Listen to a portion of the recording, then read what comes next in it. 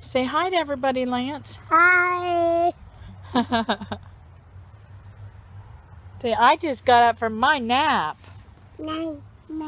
Yeah. 10. No, you're not going to go play with the chickens no more. Let them eat. It's tiny. What? It's dead. Ow. Okay. Okay. There's a volunteer. This tomato. Looky here, I found another one back there. And there's another one up there. I don't know if you can see it. I guess I should go on the other side, huh? I can't get over there. There's a lot of tomatoes on here that I didn't know were there. Can't wait till they get big and ripe. Yum, yum. Down.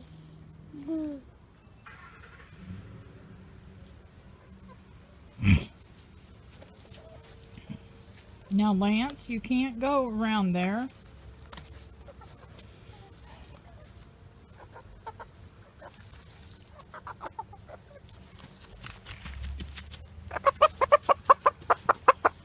You want to hold her?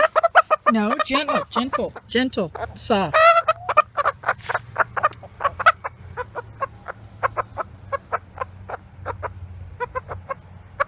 Pretty girl. Yeah. Okay, let her down. Gently. Leave her alone now. And stop stomping your feet. That scares her. Ginger, that's enough.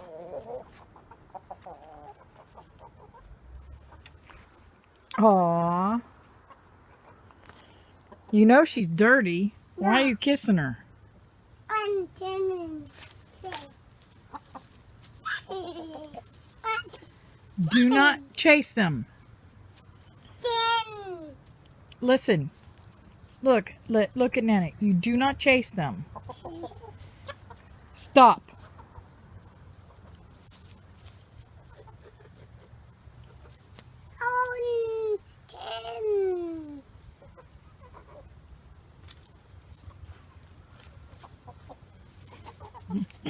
He's scared of you. Don't chase him. Aww. Stop kissing them, please. They're dirty.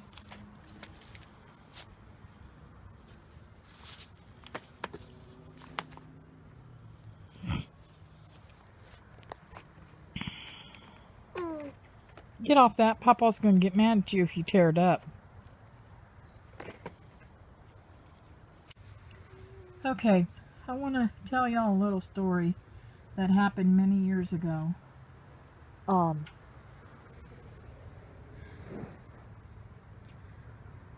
My father-in-law used to have me do his hair because I'm a hairdresser. So every 3 to 4 weeks I'd cut his hair.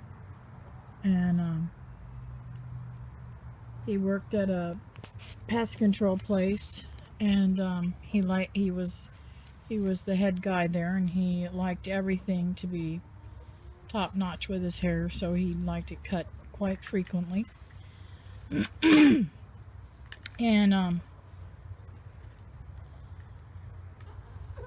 it was a weird situation. Hey YouTubers, this is Kathy Stevenson with Living Miracle Homestead. Thought I'd show you some of the work I've been doing around here. I got almost all of my planters full, and I was gifted some romaine lettuce, these bigger plants which need to be watered, and some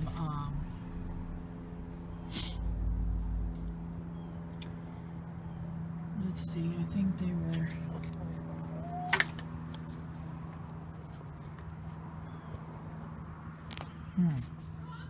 okay,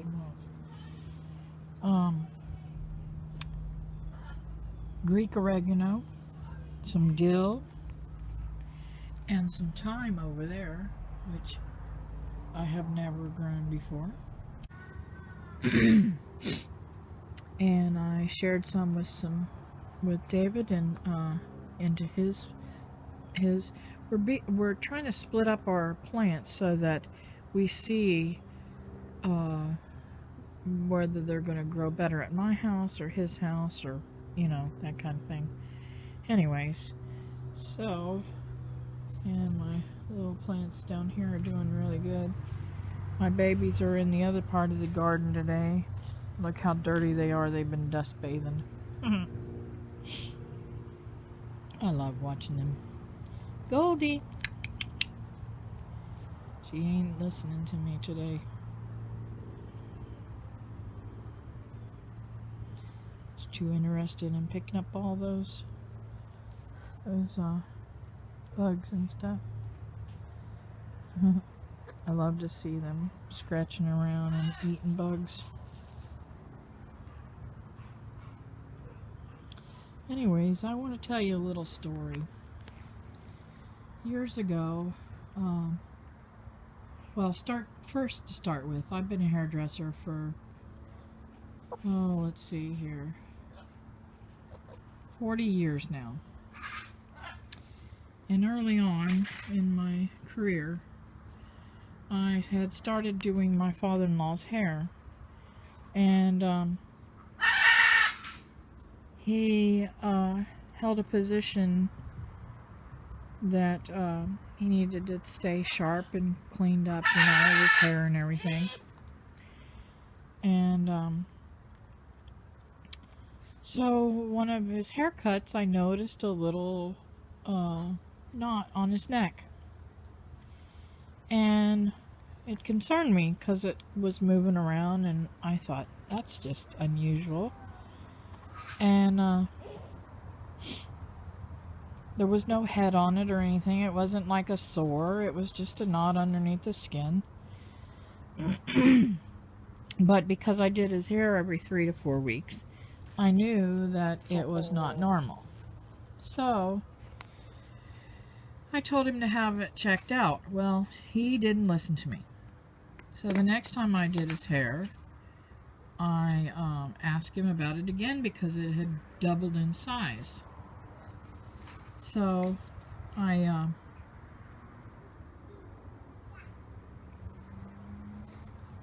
asked him had he had it checked, or is he going to, or whatever, that kind of thing.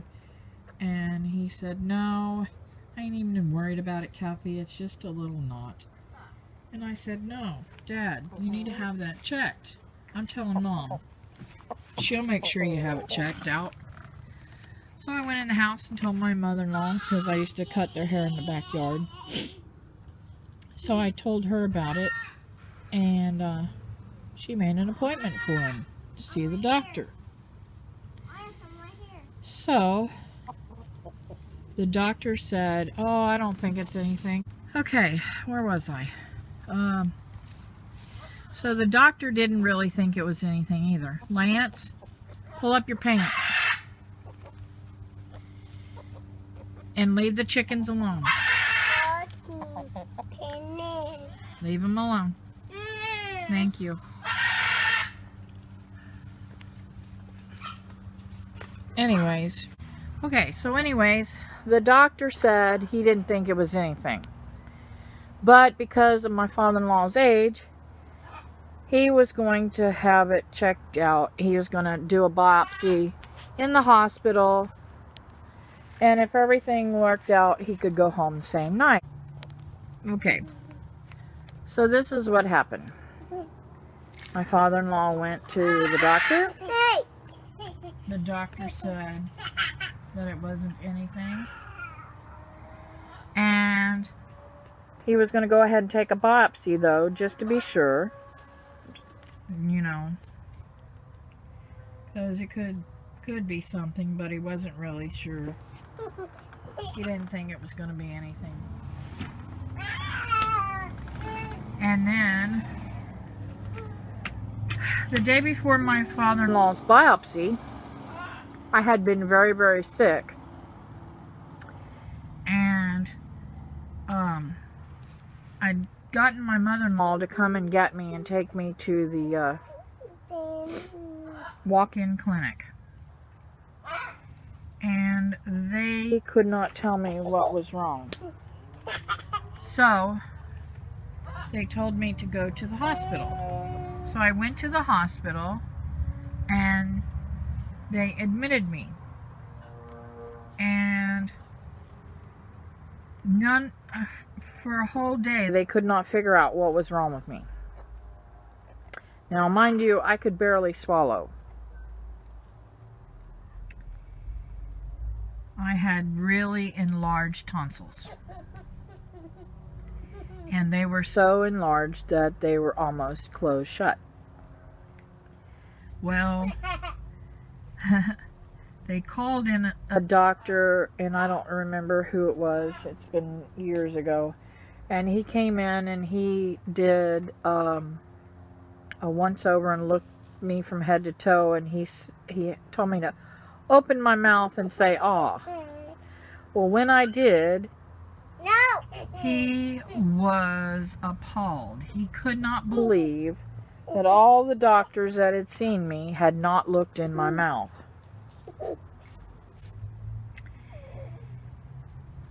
He said immediately, he said, "Honey," he said, "I know what's exactly wrong with you." He said, your body is being poisoned by your tonsils. So I said, okay. And he said, "We have to do an emergency tonsillectomy on you." I said, okay. Well, my father-in-law was going to have his biopsy the next morning really early, so it was all right. I'd already been in the hospital for almost 24 hours. And so the day before my father-in-law had his biopsy, I had a tonsillectomy. Well, I could not go home and take care of the kids myself, and my husband was out hunting with some people, and I told him, when I was sick, I said, "No, I'll be all right. I'll be all right. Just stay out there and just have a good time and bring us home some deer." Well, everything was fine and dandy until my father-in-law had his biopsy, and come to find out that he had cancer, and the cancer was all the way around his neck, down into his shoulder blade, and in close to his throat.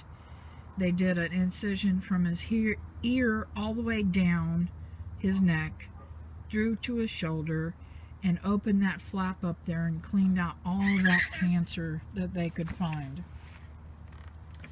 And this was supposed to be a biopsy. Well, to make a long story short, why I told you this story, I just want people to remember that your hairdresser and people that are close to you see things that you should be aware of. And oh, he can fly too? Her name is Goldie. I know. Hers got hair like yours. Yeah.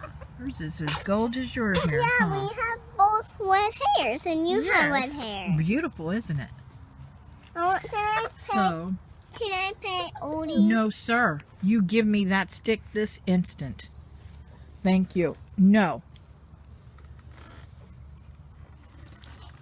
Come here. You're going to hurt somebody. Is it okay if I pet Odie?